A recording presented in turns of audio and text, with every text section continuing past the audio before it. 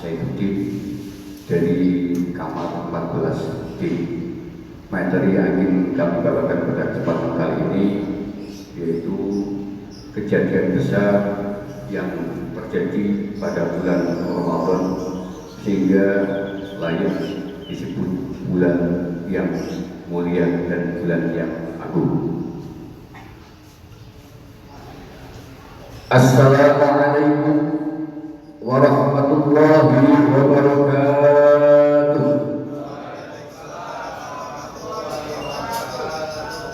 Bismillahirrahmanirrahim.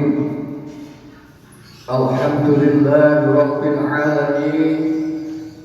Wassalatu wassalamu ala asyrafil anbiya'i wal mursalin sayyidina wa maulana Muhammadin wa ala alihi wa ashabihi ajma'in. Wala hawla wala quwwata illa billahil aliyyil azim. Qala Allah ta'ala شهر رمضان أنزل فيه القرآن هدى للناس وبينة من الهدى والفرقان. Al-ayat Sadaqallahul Azim. Amma ba'd. Hadirin rahimakumullah,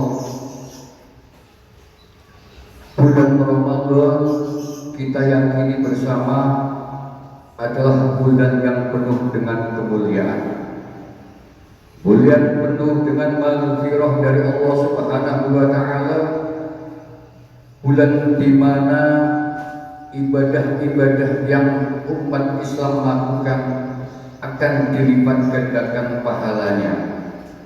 Karena memang bulan Ramadan adalah salah satu bulan yang dimuliakan oleh Allah Subhanahu wa taala.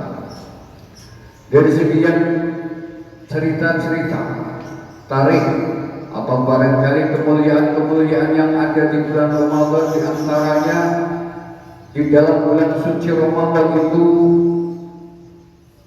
turunlah wahyu yang pertama, Al-Quran yang pertama, yang kalau tidak salah berbunyi Bismillahirrahmanirrahim. Iqra bismi rabbikal ladzi. Allah mengangkat Nabi Muhammad SAW dengan turunnya surat Iqra ini, secara otomatis beliau telah menerima wahyu, diangkat menjadi Nabiullah, tapi belum menjadi Rasul. Kan ini barangkali kalau salah boleh diingatkan. Turunnya surat Iqra ini menyatakan bahwa Nabi Muhammad SAW yang pada saat itu belum menjadi Nabi menerima surat Iqra ini, lantas ditetapkan sebagai nabinya Allah Subhanahu wa taala. Menerima wahyu, surat yang pertama yang diterima beliau untuk umatnya semua tentunya adalah Iqra, perintah membaca, perintah belajar. Iqra, belajar, tidak hanya membaca kitab, membaca buku, tapi membaca alam semesta, ayatullah, tanda-tanda kebesaran Allah Subhanahu wa taala yang endingnya akan menambah keimanan kita kepada Allah Subhanahu wa taala. Amin Allahumma. Dari Al-Quran itu diturunkan Zalikal kitabu la raiba fihi hudan lil muttaqin. Yang pertama di antara tujuan Al-Quran diturunkan adalah untuk memberikan petunjuk bagi orang-orang yang bertakwa. Hudan lil muttaqin. Maka kita yang berusaha, yang merasa diri kita bertakwa pada Allah Subhanahu wa taala, mari kita pelajari terus. Tidak cuma mempelajari bacaannya, tapi kandungan isinya, maksudnya daripada Al-Quran itu, biar Al-Quran itu betul-betul menjadi petunjuk hidup kita di dunia hingga di akhirat nanti. Hudal lil muttaqin. Kemudian dilanjutkan, alladzina yu'minuna bil ghaibi wa yuqimuna as-salata wa yuqimuna as-salata wa mimma razaqnahum yunfiqun.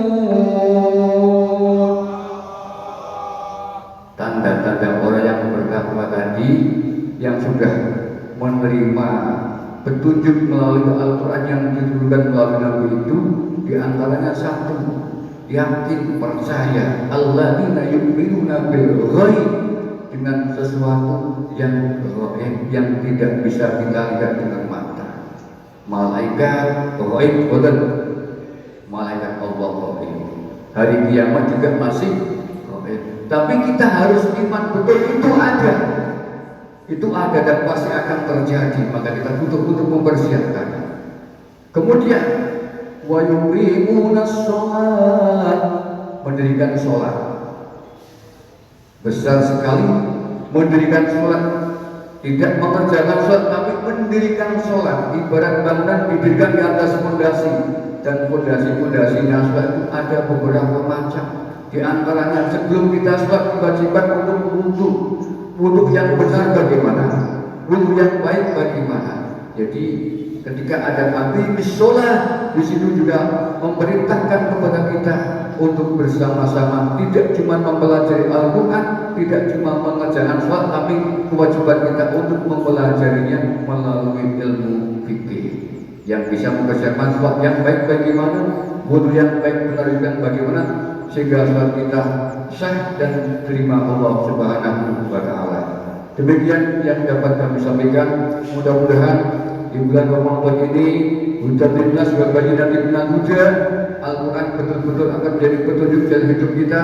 Harapannya nanti setelah bebas dari sini kita akan menjadi manusia utama yang berguna bagi bangsa dan agama. Amin. Amin.